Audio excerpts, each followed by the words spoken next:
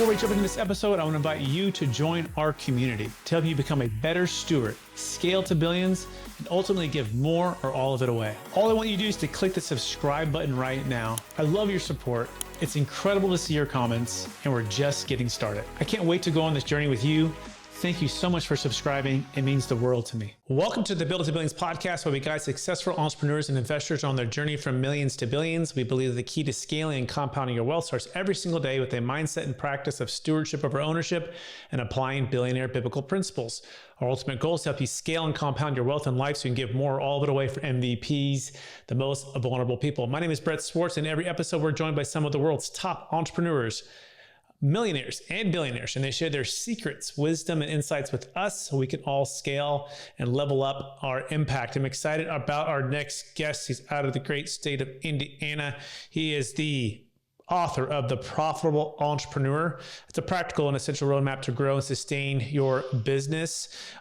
He has been a corporate CEO, highly successful startup entrepreneur, angel investor, consultant, and award-winning lecturer on entrepreneurship, and so much more. Please welcome to the show with me, Mr. Mike Cassidy. Mike, how are we doing? I'm doing great. Hope you're doing well too. Thanks for having me, Brett.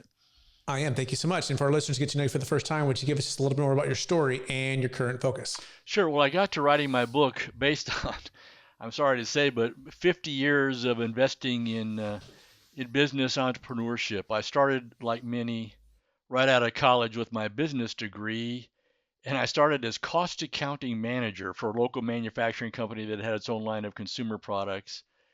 And I learned right away that company, it had about 100 employees and 60 years old, and I found out, gosh, there's lots of dysfunction here. And as cost accounting manager, I found really where all the dysfunction was, but that company turned out to be a great opportunity for me. It was privately owned with an absentee owner who relied on the general manager. And so he and I kind of got together, and I'm the kind of person who just likes to stick my nose in where I see dysfunction and offer help. And I did that early, and I was doing a great job as a cost accounting manager, but I just saw all this dysfunction relating to that. So I just said, hey, how about we do, what if, can we try, and so on and so on. And I ended up sticking my nose into every aspect of the business, helping to I learned how to be a creative problem solver from that opportunity. And I did that, and over time, I took over more and more, was promoted more and more, and after about 6.5 years, the owner just said, you know more about this company than anybody. Why don't you just run the thing? So I became CEO after 6 years, starting as cost accounting manager because of the opportunity I had. But I learned a lot, how to become a creative problem solver, how to work with people, how to lead teams, and the like. So from there, I did my first startup company, and I learned more hard lessons there. I realized I created a kind of a Me Too company, and the only way I could compete was on price. So I learned how to be much more strategic from that, and learned how to really create value for customers. I had a great team, and we grew fairly fast. We were growing about 30% a year.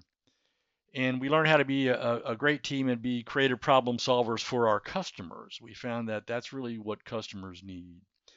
And so did a great job, went from startup to really a leader of our industry niche. And after 17 years, my leadership team wanted to buy the company. So that provided the opportunity. Well, what am I going to do next? Well, of course, entrepreneurs who sell their company become consultants, right? So I did that. But at the same time, I had opportunity to join what was a startup opportunity within Purdue University. They were creating a certificate in entrepreneurship and innovation.